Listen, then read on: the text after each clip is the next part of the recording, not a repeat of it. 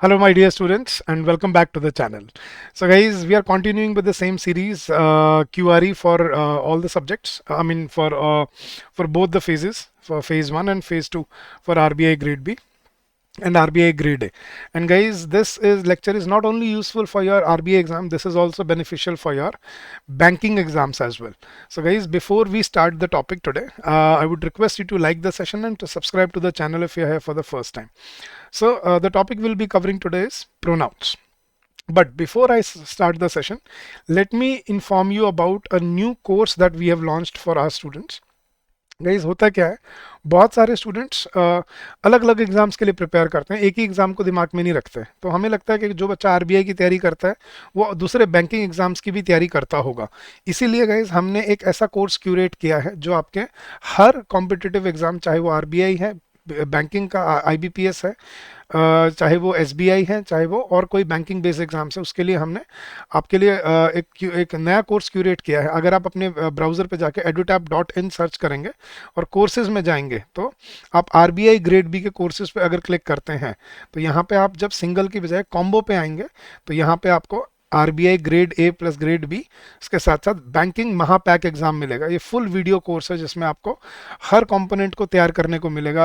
आपके सारे banking exams, QRE, general awareness, current affairs, उसके साथ साथ आपका फाइनेंस मैनेजमेंट, तो आपको हर चीज़ एक ही जगह पे मिल जाएगी। तो this is a one stop solution for all your banking exams.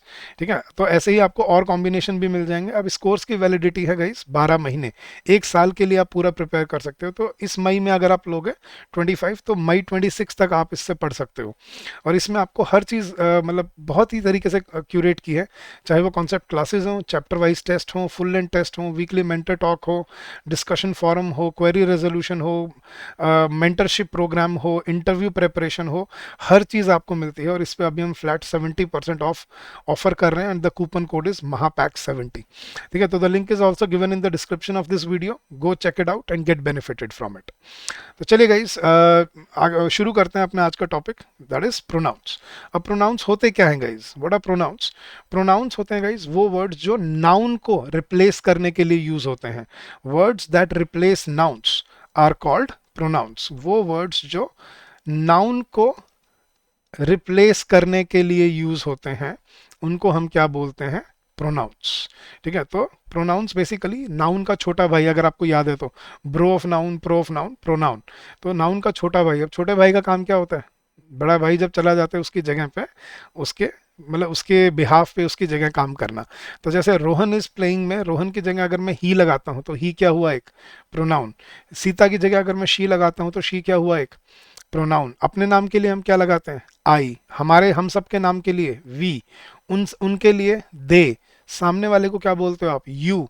किसी नॉन लिविंग चीज को क्या बोलते हो? इट। तो I, he, she, you, we, they, it, ये सब क्या होते हैं? आपके प्रोनाउंस। ठीक है, अब इनको डिटेल में समझेंगे और इसको बिल्डअप करने की कोशिश करेंगे। ठीक है, तो pronouns are words that which are used to replace nouns which are already mentioned. अब मैं यहाँ से जो आपको कॉन्सेप्ट समझाने वाला हूँ, ध्यान से सीखना गाइस। ठीक है, मेरा क्वेश्चन चलो यहीं पे करता हूँ, थोड़ी जगह है यहाँ पे। हाँ जी गाइस, मैंने बोला रोहित, सब्जेक्ट वर्ब एग्रीमेंट हमने कर लिया ना, तो सब्जेक्ट कौन है यहाँ पे?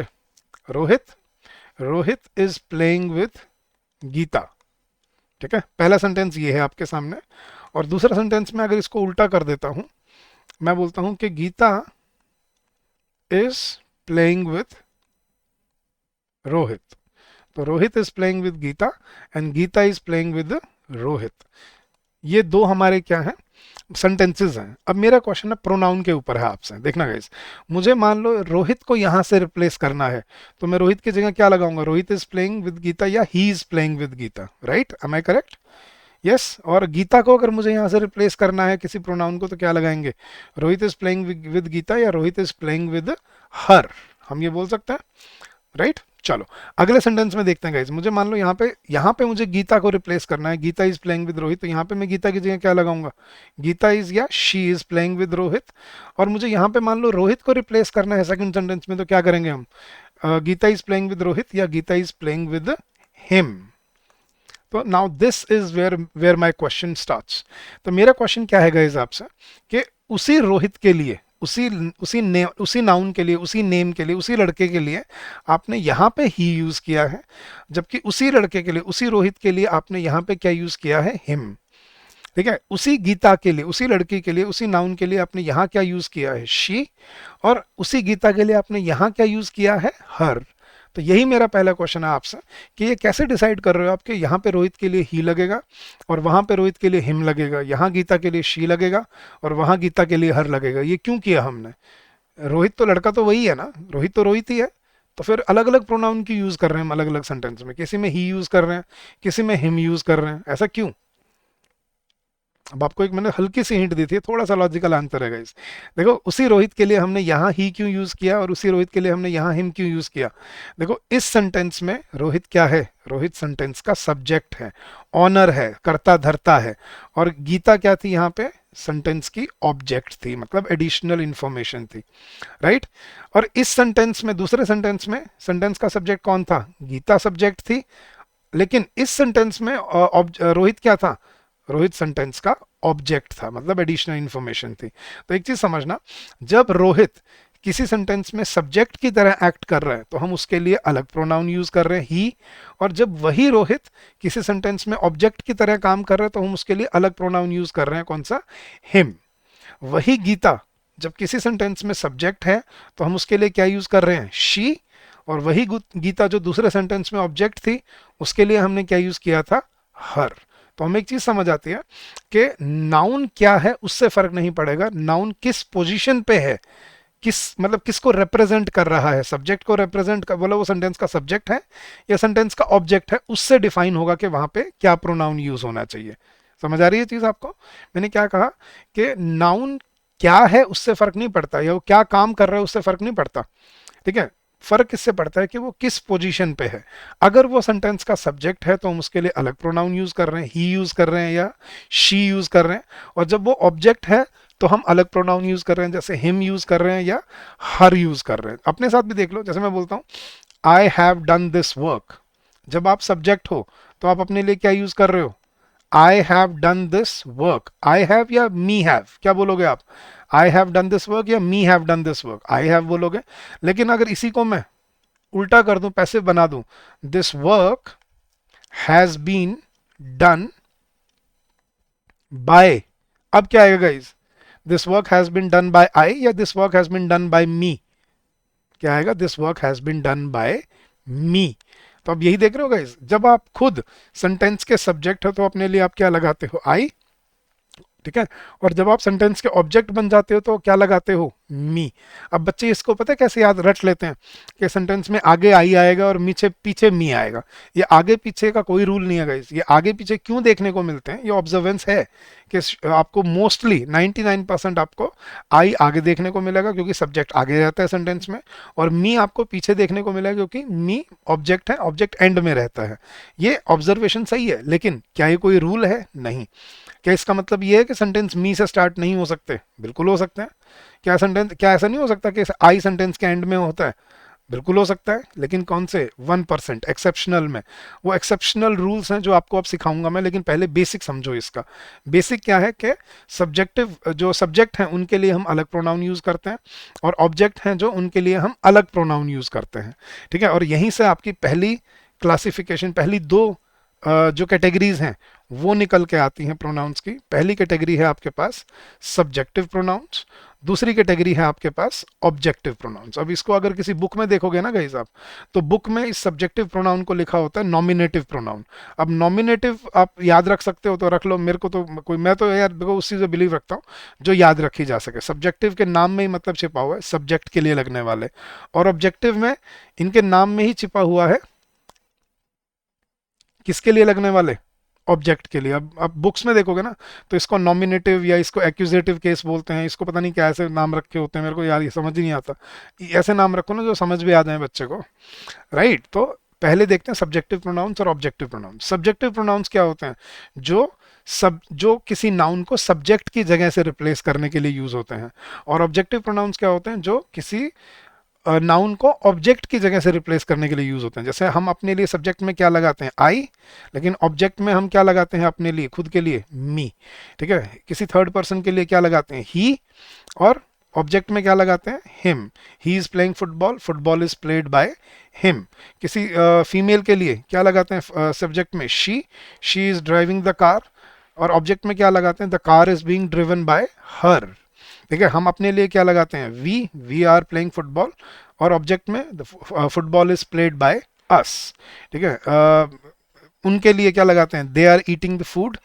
ठीक है, they are eating their lunch, the lunch is being eaten by them, तो दे का क्या बन जाता है, देम।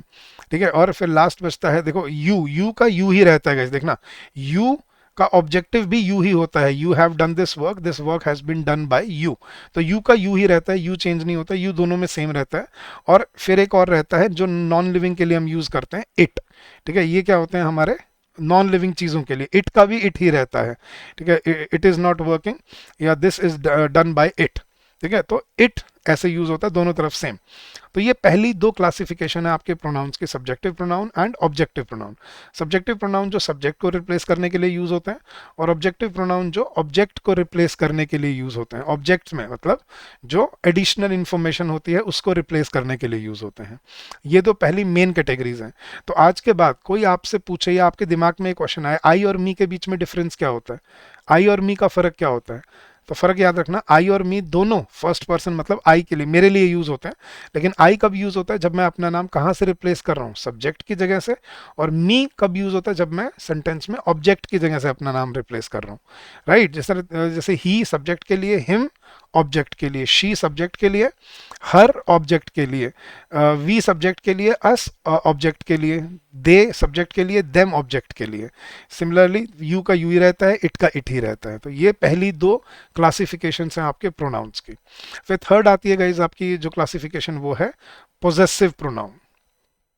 पोजेसिव नाम से ही समझना, पोजेसिव का मतलब क्या है, जो पोजेशन दिखाते हैं, ऑनरशिप बताते हैं, बिलोंगिंगनेस दिखाते हैं, पोजेसिवनेस, कि ये किससे बिलोंग करता है। देखना, I have done this work is done by me. तो आई और मी तो हमें समझ आ गया, आई कब, जब मैं सब्जेक्ट हूं, I have done this work, और मी कब, जब मैं ऑब्जेक्ट हूं, this work has been done by me.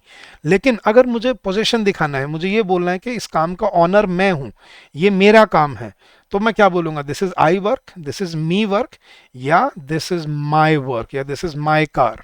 तो दिस इज माई कार का मतलब क्या है, ये मेरी गाड़ी है, मतलब ये इसका ऑनर कौन है, मैं हूं। दिस इज माई कार, या दिस कार इज माइन। ठीक है, अब आप किसी बुक्स में देखोगे ना, तो ये माई को उसने पोजेसिव एडजेक्टिव लिखा होता है, और माइन को बोलता है वो पोजेसिव प्रोनाउन। ये मतलब दिमाग कंफ्यूज करने वाली चीजें कर रखी हैं उन्होंने, बेवकूफों ने। उनको समझ आना चाहिए कि यार उसको ऐसी चीज समझाओ जो बच्चा प्रैक्टिकली यूज कर पाए। This is my car and this car is mine, ये दोनों किस लिए यूज होते हैं, पोजेशन दिखाने के लिए। ठीक है, बस उसने नाम के लिए उसको पोजेसिव एडजेक्टिव बोल दिया, उसको भूल जाओ वो सब। तभी मैं कहता हूँ बुक्स से सीखना ना, वो काला अक्षर भैंस बराबर करने वाली चीज़ है। उसको पढ़ के वो इतना क्लैरिटी देते ही नहीं है कि इसका पर्पस क्या है, बस वो रूल बता देंगे और एक्सपेक्ट करेंगे कि आप अपने आप समझ जाओ। टीचर का काम होता है उस रूल को सिंप्लीफाई करना। तो पोजेसिव प्रोनाउंस जो पोजेशन दिखाते हैं, जैसे माई और mine, this is my car, this car is mine. ठीक है, दिस इज हिज बैग, अब ही का क्या बनता है, this is his bag and this bag is his, same रहते हैं। शी का क्या बनता है गाइस, दिस इज, अब शी का ऑब्जेक्टिव भी हर होता है, शी का एक पोजेसिव भी हर ही होता है, this is her bag, this bag is hers, this is her bag, her bag मतलब उसका बैग है, this is her bag and this bag is hers. We का क्या बनता है guys, India is our country and this country is ours. They का क्या बनता है, this is their room, this room is theirs. ठीक है, यू का क्या बनता है, this is your car, this car is yours. ठीक है, विदाउट अपोस्ट्रॉफी वाला योर्स होता है ये, इसमें अपोस्ट्रॉफी नहीं लगती। हमने बचपन में लेटर में शायद जब लेटर लिखते थे, योर्स ओबीडियंटली, योर्स रिस्पेक्टफुली, वहां पे अपोस्ट्रॉफी लगाई है शायद हमने इस पे। आज के बाद मत लगाना, इस पे अपोस्ट्रॉफी नहीं होती। और इट का क्या बनता है, इट्स। ठीक है, अब ये मैंने दो दो जो लिखे हैं मैं इनको एक्सप्लेन करता हूँ गाइस। ये जो आगे लिखे हुए हैं ना, ये जो इधर लिखे हुए हैं, ये होते हैं गाइस आपके डिपेंडेंट पोजेसिव प्रोनाउंस। डिपेंडेंट का मतलब क्या है, ये निर्भर करते हैं किस पे, अपने आगे वाले नाउन पे। ये किस पे डिपेंडेंट होते हैं, याद रखना गाइस, ये जो आगे लिखे हुए हैं ना इस साइड, लेफ्ट की साइड, इनको हमेशा एक नाउन की जरूरत पड़ती है, ये नाउन के बिना नहीं आ सकते। ठीक है, ये डिपेंडेंट होते हैं अपने आगे आने वाले नाउन पे। जैसे दिस इज माई कार, मैं अकेला माई नहीं बोल सकता, दिस इज माई, मैं क्या बोलता हूँ, this is my car, this is her bag, this is India is our country, this is their room. तो इनके साथ आपको हमेशा नाउन लगाना पड़ता है, लेकिन ये जो पीछे लिखे हुए हैं ना, ये होते हैं गाइज आपके इंडिपेंडेंट प्रोनाउंस।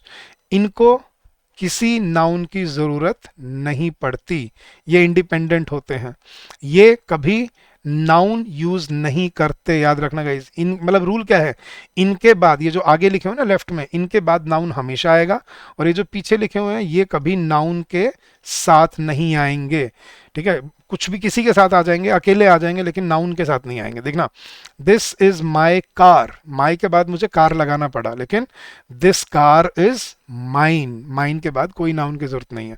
मैं कार भी हटा देता हूं सेंटेंस से, मैं सिर्फ दिखा के बोलता हूं आपको, देखो यार दिस इज माइन, या मैं आपको दिखा के बोलता हूँ, देखो गाइस दिस इज माइन। देखो मैं वैसे क्या बोलूंगा, दिस इज माई पेन। अगर माई बोलूंगा तो पेन बोलना पड़ेगा नाउन, तो इसलिए ये डिपेंडेंट है आगे आने वाले नाउन पे। लेकिन दिस पेन इज माइन या दिस इज माइन ये भी बोल सकते हैं। तो माइन को किसी नाउन की जरूरत नहीं होती, तो इसीलिए ये जो आगे लिखे हुए हैं इनको बोलते हैं हम डिपेंडेंट पोजेसिव प्रोनाउंस, जो डिपेंड करते हैं आगे आने वाले नाउन पे। और ये जो पीछे लिखे हुए हैं इनको ये होते हैं इंडिपेंडेंट, जो किसी नाउन पे डिपेंड नहीं करते, ये अकेले यूज होते हैं, ठीक है। अब कई बार बच्चे ये भी बोलते हैं, मैं बच्चों से पूछता हूँ ना कि माई और माइन में क्या फ़र्क है बताओ, this is my car and this car is mine, my और माइन में क्या फ़र्क है। बच्चे पता है क्या जवाब दे देते हैं, सर माई आगे आता है माइन पीछे आता है। ये कैसे लॉजिक हुआ, आगे आता है पीछे आता है, थोड़ा लॉजिक कॉन्सेप्ट लगाओ यार, ठीक है। माइन आगे भी आ सकता है, देखना guys, mine is the only country which has unity in diversity. क्या बोलोगे अब, माई या mine, my is the only country या mine is the only country. हाँ माइन ठीक लग रहा है ना अब। तो mine is the only country which has unity in diversity, और माई से बोलूंगा तो क्या बोलूंगा, my country has unity in diversity.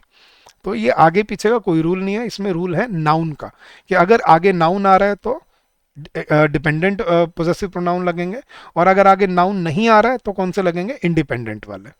तो ये होते हैं आपके पोजेसिव प्रोनाउंस। और फिर एक और कैटेगरी आती है जो आपको सीखने वाली है, वो है रिफ्लेक्सिव प्रोनाउंस।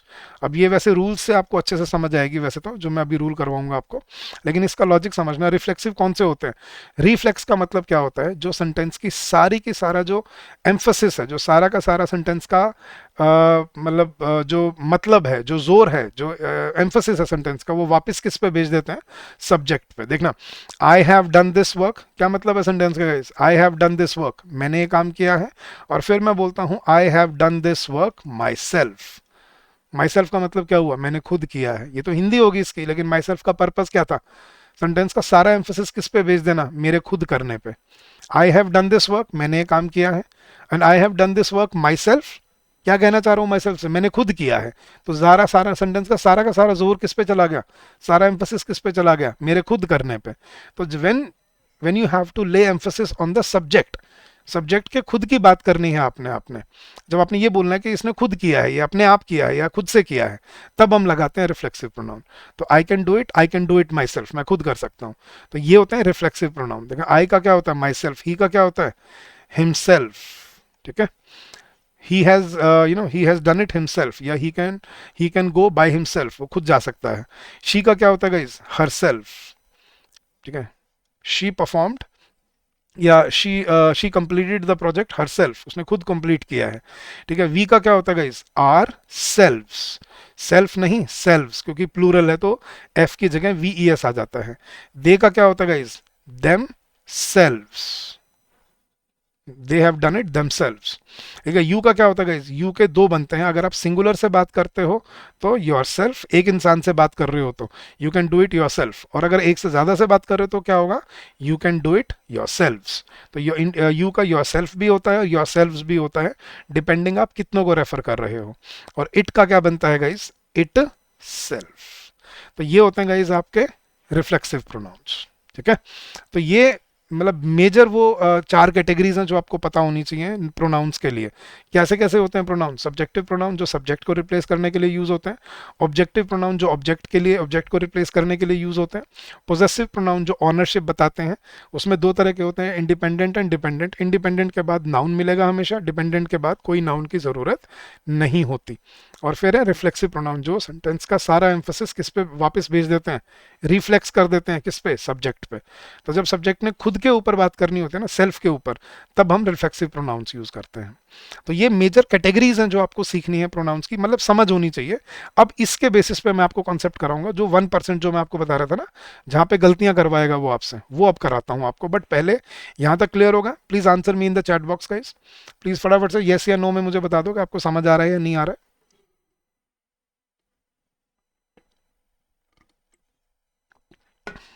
हाँ जी गाइस, चलिए अब शुरू करते हैं अपने इसके रूल्स जो हमें पता होने चाहिए। ये मैंने आपको बता दिया। ये देखो, ये सब्जेक्टिव प्रोनाउन, उसका नाम बुक में मिलेगा आपको नॉमिनेटिव या वोकेटिव। ऑब्जेक्टिव प्रोनाउन, इसका नाम आपको बुक में मिलेगा एक्यूजेटिव या ऑब्जेक्टिव। थर्ड है आपका पोजेसिव और फोर्थ है आपका रिफ्लेक्सिव। ये चार मेजर कैटेगरीज होती हैं आपके प्रोनाउंस की, यही मैंने एक्सप्लेन करके समझाई हैं आपको यहाँ पे, ठीक है। अब चलते हैं इसके रूल्स पे गाइज। देखना पहला क्वेश्चन, अब मैं क्वेश्चन से समझाऊंगा गाइज। सिचुएशन देखना, मान लो आप हॉस्टल में रहते हो, आपका रूममेट भी है, आप कहीं बाहर से आए और दरवाज़ा बंद था, आपने नॉक किया दरवाजे पे, और अंदर से अंदर आपका फ्रेंड है, उसने पूछा कौन है बाहर, कौन है, तो आपने जवाब दिया खोलियो यार मैं हूँ। मतलब ये मान लो ये कॉन्वर्सेशन इंग्लिश में चल रही थी, तो आपने नॉक किया, अंदर से उसने पूछा आपके फ्रेंड ने हु इज देयर, आप क्या जवाब दोगे? इट्स आई या इट्स मी? ऑनेस्टली बताना, क्या बोलोगे? किसने अंदर से पूछा हु इज देयर, क्या बोलोगे? इट्स आई या इट्स मी? मी आ रहा है ना दिमाग में, बट ये गलत होता है। याद रखना गाइस, कभी सेंटेंस, सेंटेंस छोड़ो, कभी भी आपको हेल्पिंग वर्ब पता ना हमें, इज, एम, आर, वॉज, वर, इसके बिल्कुल साइड में अगर कभी, बिल्कुल इसके नेक्स्ट अगर आपको कभी प्रोनाउन लगाना पड़े, ठीक है, तो याद रखना ये जो प्रोनाउन होगा ना, हेल्पिंग वर्ब के बाद अगर कोई प्रोनाउन आएगा तो याद रखना वो प्रोनाउन सब्जेक्टिव रखा जाता है। हाँ जी गाइज, इट वॉज आई, सुन लो मैं एक्सप्लेन करता हूँ। हाँ जी, it was I who called you yesterday, या it was me who called you yesterday। अरे ये मैंने, सॉरी गाइज,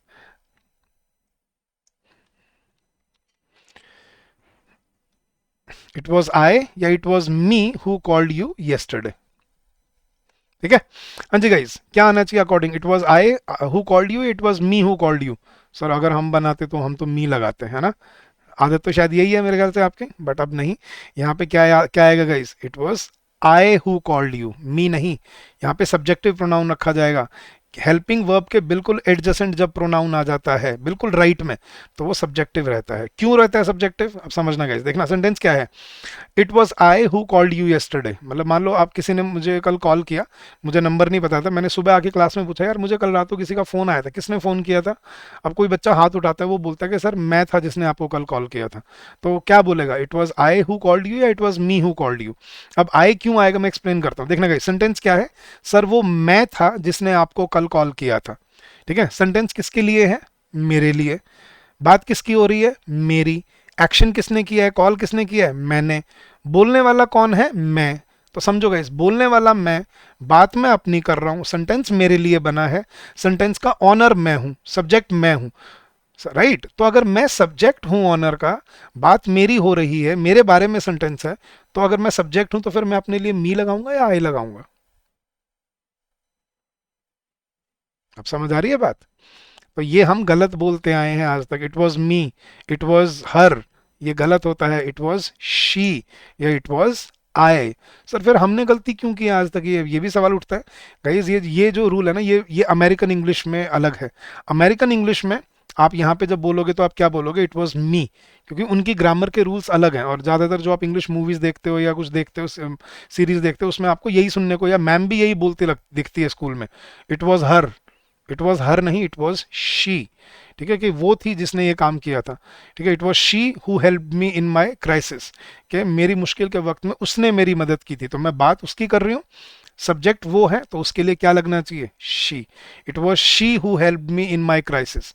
हेल्प्ड मी, देख लो मैं ऑब्जेक्ट हूँ, it was she who helped me in my crisis, कि मैं उसकी बात कर रहा हूँ कि वो है, ये है वो लड़की जिसने मेरी मुश्किल के वक्त में मेरी मदद की थी, तो मैं उस लड़की के लिए सेंटेंस बनाया, तो वो सब्जेक्ट है।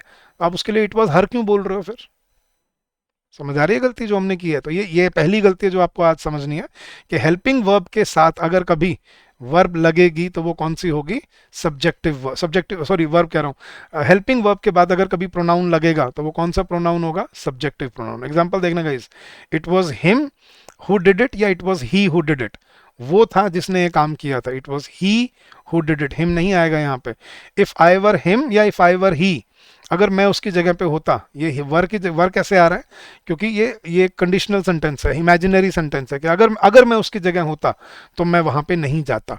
तो इन सेंटेंसेस में भी आपको ध्यान रखना है, मतलब आपको बेसिकली क्या ध्यान रखना है, हेल्पिंग वर्ब के बगल में बिल्कुल राइट एडजेसेंट में अगर कभी प्रोनाउन आता है तो वो कौन सा रहता है, हमेशा सब्जेक्टिव प्रोनाउन। ठीक है, जैसे मैं बोलता हूँ इट वॉज, या हाँ चलो, इट इज ही या it is him who wants to meet you once, कि वो है जो तुमसे एक बार मिलना चाहता है। इट इज ही या इट इज हिम, मन में तो हिम आ रहा है क्योंकि आदत वही बनी हुई है ना, लेकिन क्या आएगा आज के बाद, it is he who wants to meet you once, कि वो है जो तुमसे मिलना चाहता है। It was I, it is he, it was she. ठीक है, तो इनके साथ जो प्रोनाउन लगते हैं तो वो कौन से लगते हैं, सब्जेक्टिव प्रोनाउन। पहली चीज, मतलब पहला कॉन्सेप्ट आपके लिए जो एक्सेप्शनल, जो आपको सीखना है, जो नई चीजें हैं, जो वो आपको जो आज तक नहीं पता, वो करवा रहा हूं मैं आपको यहाँ पे। ठीक है, सेकंड रूल गाइज, अब ध्यान से सुनना। अब आज के बाद ये दो वर्ड याद रखना गाइज, दैन और एज। दैन और एज कब यूज होते हैं गाइज, कंपैरिजन में। ठीक है, कंपैरिजन में मतलब दोनों को आपको कंपैरिजन करना है या दोनों को आपको इक्वल बताना है कि ये दोनों बराबर हैं, मतलब कंपैरिजन करना है, तुलना करनी है, या इक्वल बताने के लिए हम यूज करते हैं देन या एज। देखना गाइस, अब नॉर्मली हमने क्या बोला है आज तक, ही इज, देखना, ही इज प्लेइंग विद,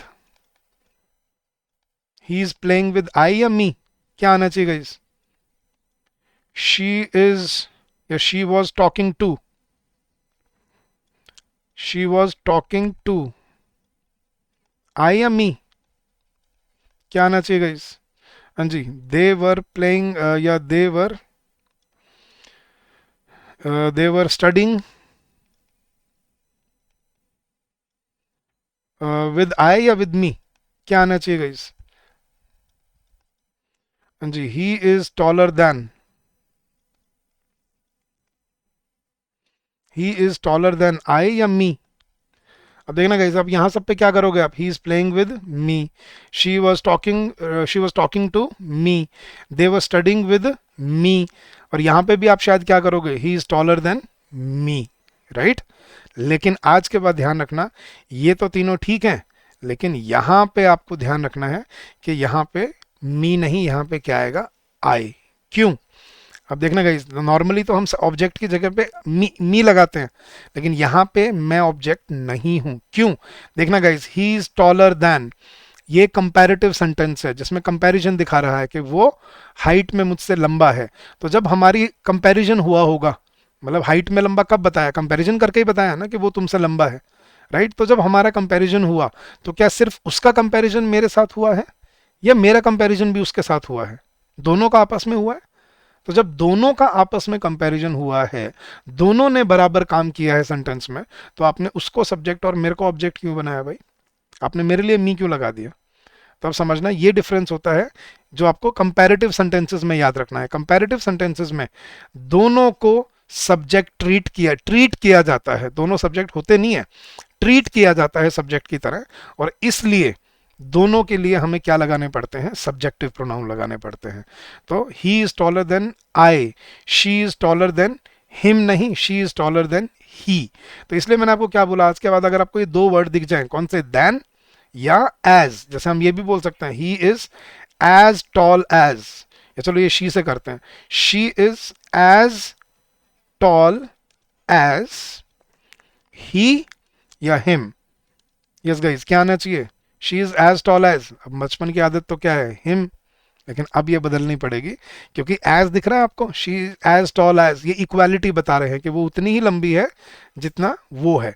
तो she is as tall as him नहीं, ही, क्योंकि देखो हम क्या बोल रहे हैं, वो उतनी ही लंबी है जितना वो है, और इसका मतलब ये भी तो वो उतना ही लंबा है जितनी वो है।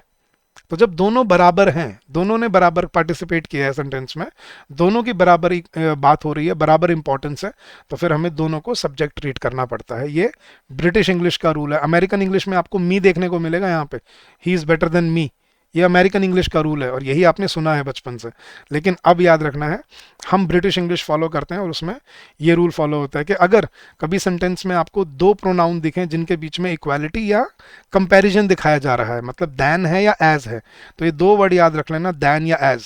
ठीक है, अगर ये दिखते हैं तो आपको दोनों को सब्जेक्ट ट्रीट करना होता है और दोनों एंड पे आपको सब्जेक्टिव प्रोनाउन लगाने पड़ते हैं। जैसे शी इज टॉलर देन मी, नहीं क्या आएगा, आई। हाँ, जब आप बोलोगे ना, ब्रैकेट में एम क्यों लगा रखा है, देखो बोलते हुए आपको हेल्पिंग वर्ब भी बोलनी पड़ती है, she is taller than I am, बोलते हुए ये बोला जाता है, लेकिन लिखते हुए सिर्फ कहां तक लिखेंगे हम, she is taller than I. I love you more than he, him नहीं, I love you more than he. बोलते हुए क्या बोलेंगे, I love you more than he loves you. He is as good a player as me, नहीं as I. बोलते हुए क्या बोलेंगे, he is as good a player as I am, लेकिन लिखते हुए सिर्फ क्या लिखा जाएगा, he is as good a player as I. I can sing as well as she, या I can sing as well as her, I can sing as well as she.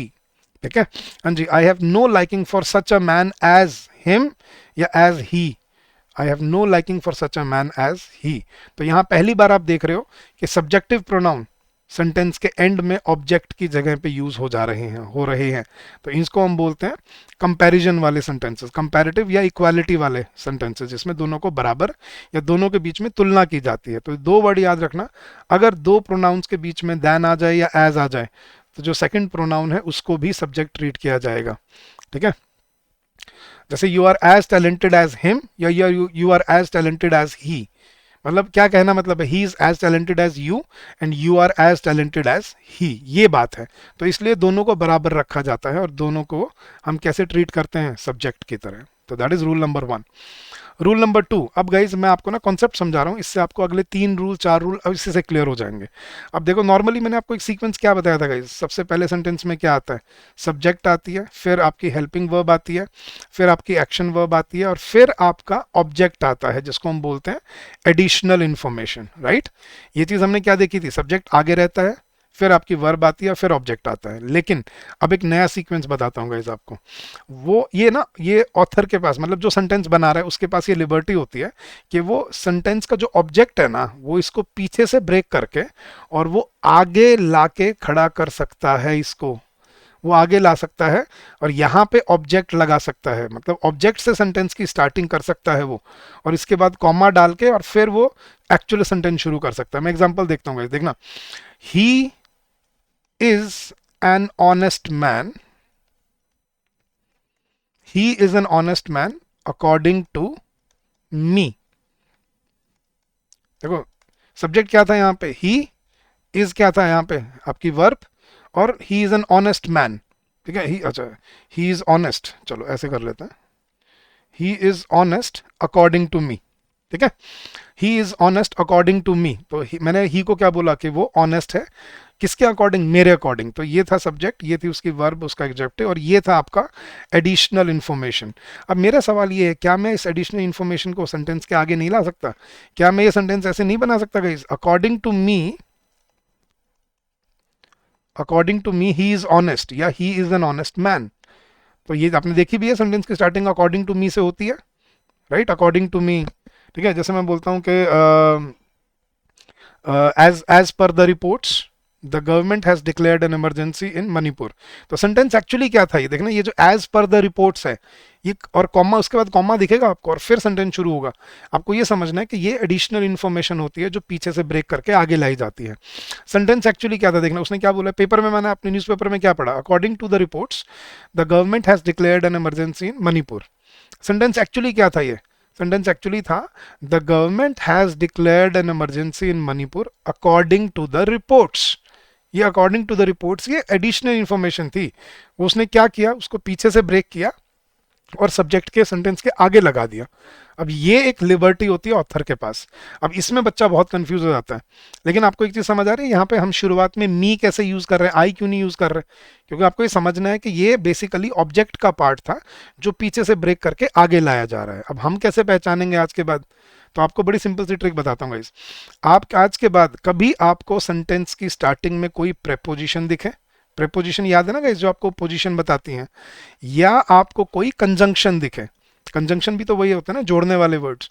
तो अगर सेंटेंस की स्टार्टिंग में आपको अगर कभी कोई preposition दिखे या कंजंक्शन दिखे, आप वहीं समझ जाना कि ये ऑब्जेक्ट वाला पार्ट है जो पीछे से ब्रेक करके आगे लाया गया है। और अगर ये पीछे से आगे लाया गया है तो आगे लाने से वो सब्जेक्ट नहीं बन जाएगा, वो रहेगा ऑब्जेक्ट ही। और इसके साथ आपको याद रखना है कि अगर हम सेंटेंस की स्टार्टिंग अगर किसी प्रेपोजिशन या अगर किसी कंजंक्शन से होती है और उसके साथ अगर हमें कोई प्रोनाउन लगाना है तो वो ऑब्जेक्टिव प्रोनाउन रहता है। क्यों? क्योंकि वो लाया ही पीछे से उठा के गया है, वो ऑब्जेक्ट ही था। तो देख रहे हो, अकॉर्डिंग टू आई नहीं, according to me he is honest. तो ये सेंटेंस एक्चुअली क्या था? ही इज ऑनेस्ट या he is an honest man according to me. According to me में पीछे से ब्रेक करके आगे ले आया। जैसे मैं एक और एग्जांपल सुनना गाइस, बिटवीन बिटवीन अच्छा चलो, शी या हर एंड आई या me, there is an old conflict, कि उसके और मेरे बीच में एक पुरानी लड़ाई है, पुरानी लड़ाई चल रही है। अब मुझे समझ नहीं आ रहा है यहाँ पे शुरुआत में शी आना चाहिए एंड आई आना चाहिए या हर एंड मी आना चाहिए। अब देख लो गाइस, आपको क्या देखना है, सेंटेंस की स्टार्टिंग किससे हो रही है? प्रेपोजिशन से। अकॉर्डिंग टू मी ये क्या है? प्रेपोजिशन। तो अगर प्रेपोजिशन से स्टार्टिंग हो रही है तो आपको समझ जाना है कि ये पीछे वाला ऑब्जेक्ट वाला पार्ट है जो आगे लाया गया है। ये सेंटेंस एक्चुअली क्या था? There is an old conflict between her and me. अगर ये पीछे होता ना, आपको कोई दिक्कत नहीं आती चूज करने में, क्योंकि पीछे तो हमें पता है हर एंड मी आएगा। लेकिन आपको ये समझना है, अगर उसने पीछे से ब्रेक करके ये आगे ले आया तो वो कंफ्यूज करेगा बिटवीन शी एंड आई या बिटवीन हर एंड मी। आपको समझना है प्रेपोजिशन से स्टार्ट हो रहा है तो मतलब ये ऑब्जेक्ट है, तो यहाँ पे ऑब्जेक्टिव प्रोनाउन आएंगे। तो क्या लगेगा? Between her and me there is an old conflict. ठीक है, और देखना गाइस, कंजंक्शन से समझाता हूँ, देखना। एक्सेप्ट, जैसे एक्सेप्ट बोला मैंने, एक्सेप्ट शी या except her, everyone was present, everyone was present in the meeting, कि उसके अलावा हर कोई मीटिंग में मौजूद था। हाँ जी गाइस, ये सेंटेंस एक्चुअली क्या था? अब ये देख रहे हो, कंजंक्शन से स्टार्ट हो रहा है। आपको यही समझ जाना है कि ये एडिशनल इंफॉर्मेशन है जो पीछे से ब्रेक करके आगे लाई गई है। तो एक्सेप्ट शी या except her, everyone was present in the meeting, sentence actually क्या था? रियलिस्टिकली क्या था ये?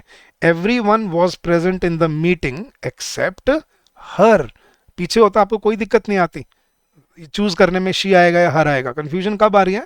जब वो पीछे वाला पार्ट आगे ले आता है ब्रेक करके। तो यहां आपको समझना है एक्सेप्ट शी नहीं, एक्सेप्ट हर, ये आगे आने से सब्जेक्ट नहीं बन जाएगा, ये फिर भी रहेगा object he.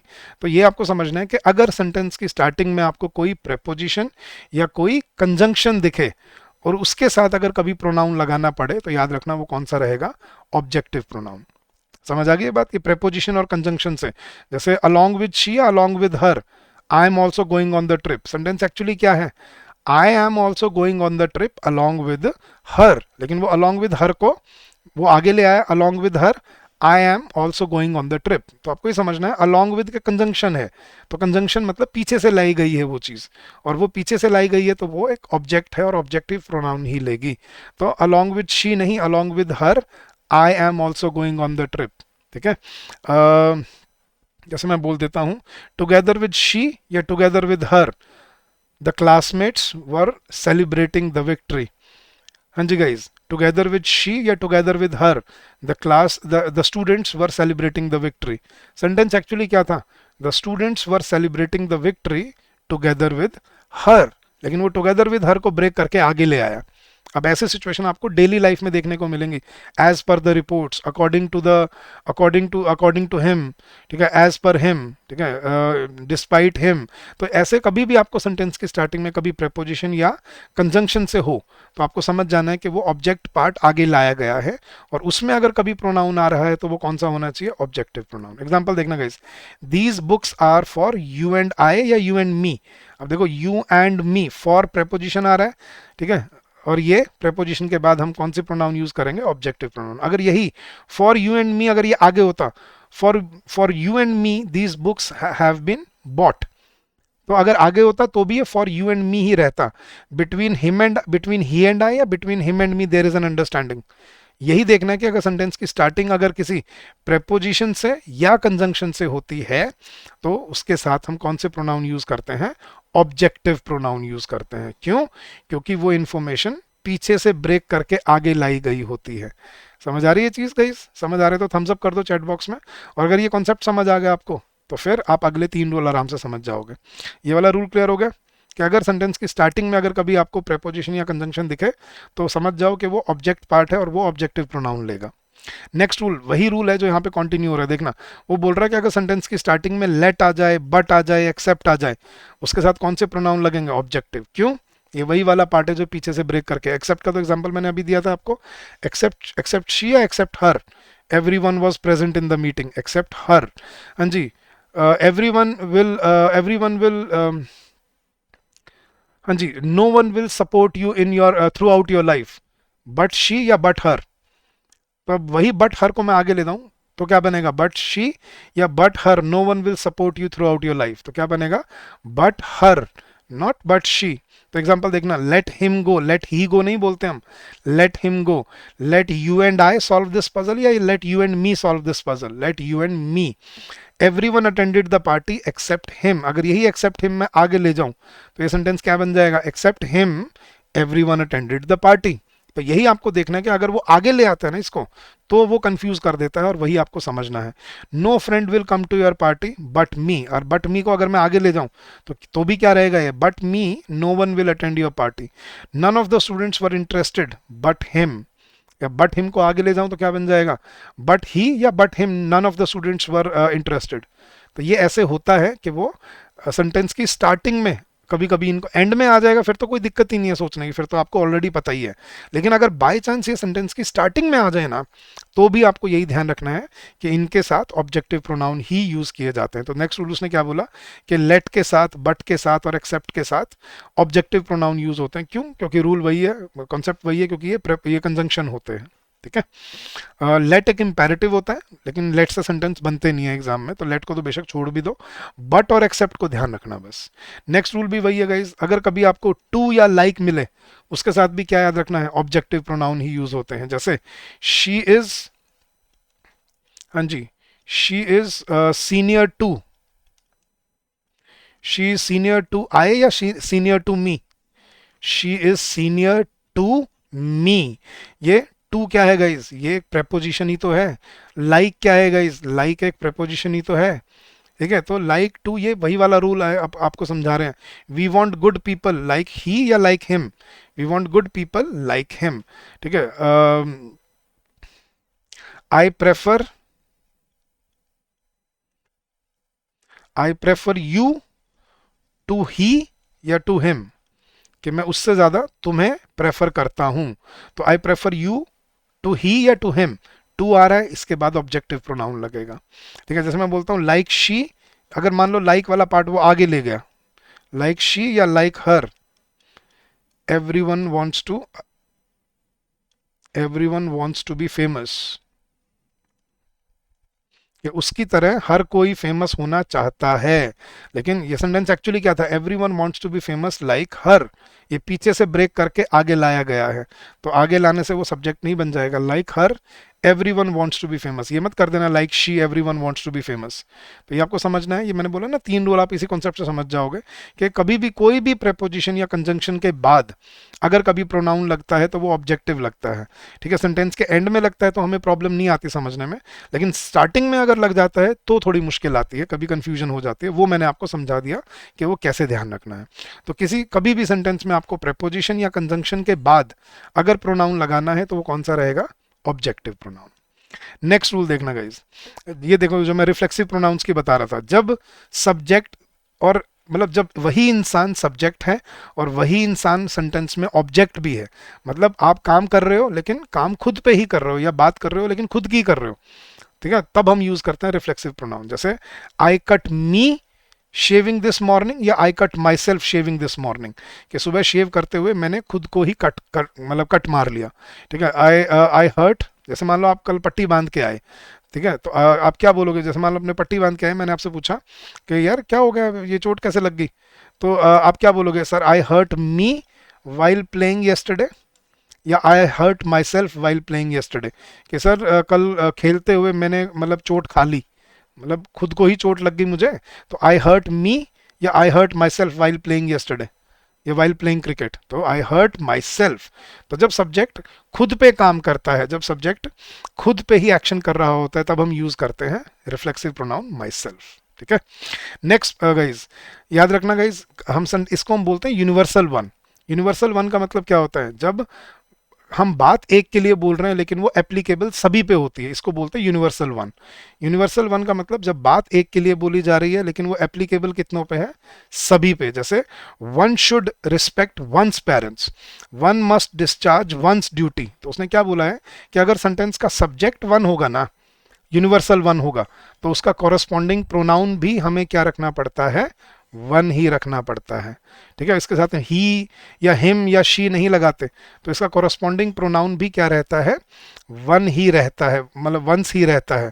One should respect one's parents, one should serve one's country, one should love one's country, तो वन के साथ वन लगेगा।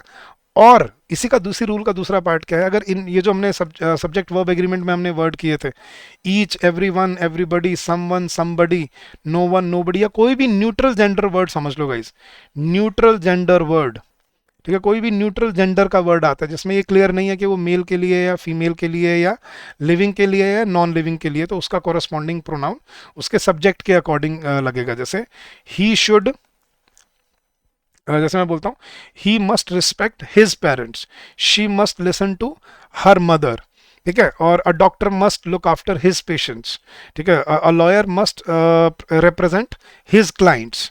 तो जब हम कोई न्यूट्रल जेंडर वाला वर्ड बोलते हैं तो उसके साथ भी हमें जो कॉरस्पॉन्डिंग प्रोनाउन यूज करना होता है ना, वो सिंगुलर यूज करना होता है। अब गलती क्या हो जाती है गाइस, जैसे मैं बोलता हूँ every one of the participants,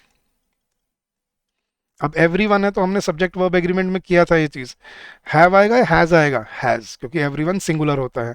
तो every one of the participants has submitted his documents या देयर डॉक्यूमेंट्स, क्या आना चाहिए गाइस, जो आपकी फर्स्ट इंस्टिंक्ट है वो बताना मुझे चैट बॉक्स में, क्या लिखते अगर आप ये सेंटेंस बनाते तो, every one of the participants has submitted his documents या देयर डॉक्यूमेंट्स, देयर आ रहा है ना मन में। लेकिन अब ये याद रखना गाइस कि अगर सब्जेक्ट सिंगुलर है, ठीक है, अगर वर्ब सिंगुलर है, तो उसके साथ जो कॉरस्पॉन्डिंग प्रोनाउन आएगा वो भी क्या रहना चाहिए, सिंगुलर रहना चाहिए। जैसे मैं एग्जांपल देता हूं, द गवर्नमेंट मस्ट सपोर्ट, या द कंपनी बोलो, द गवर्नमेंट बोलो, द कंपनी मस्ट या द गवर्नमेंट मस्ट सपोर्ट,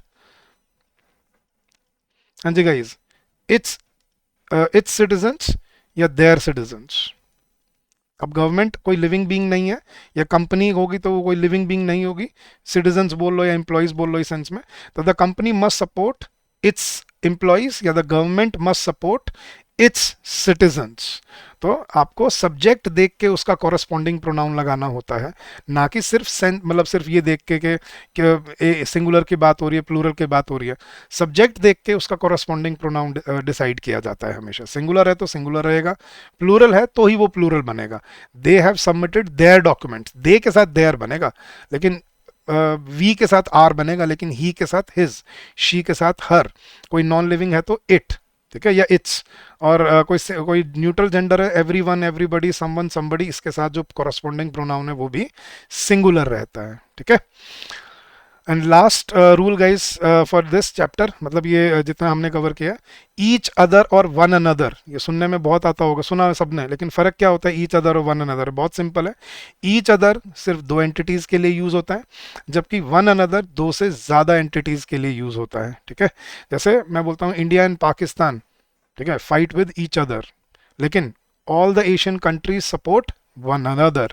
तो each other is used for two entities and one another is used for more than two entities. जैसे Rahul and Renu love each other, all my, लेकिन अगर plural के दो से ज्यादा की बात हो रही है तो all my friends help one another. ये डिफरेंस होता है ईच अदर और वन अनदर का। ठीक है, चलिए गाइज, तो ये था आपका आज का टॉपिक प्रोनाउंस और इसके कॉन्सेप्ट्स। ठीक है, आई होप इससे आपको समझ आए होंगे प्रोनाउंस को कैसे फॉलो करना है और कैसे और डिटेल में इसको और आपके एक्सरसाइज में प्रैक्टिस क्वेश्चन में कैसे इनको यूज़ करना है.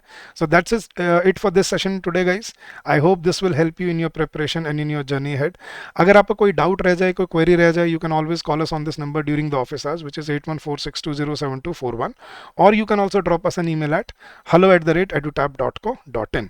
और जाने से पहले मैं फिर से आपको अपने एक नए कोर्स के बारे में बता जाता हूँ गाइस, जिसमें हमने आपको बैंकिंग बैंक आरबीआई के लिए और बैंकिंग एग्जाम के लिए कोर्स लॉन्च किया है, जो फुल वीडियो कोर्स है सभी सब्जेक्ट्स के लिए, FM, ESI, general awareness, quants, reasoning, English, current affair, सब कुछ. और ये कंबाइंड कोर्स है. आप सिर्फ अकेले एक एग्जाम की तैयारी नहीं करते हो ना, आप बहुत सारे एग्जाम्स की तैयारी करते हो, एक साल में कई सारे एग्जाम टारगेट करते हो.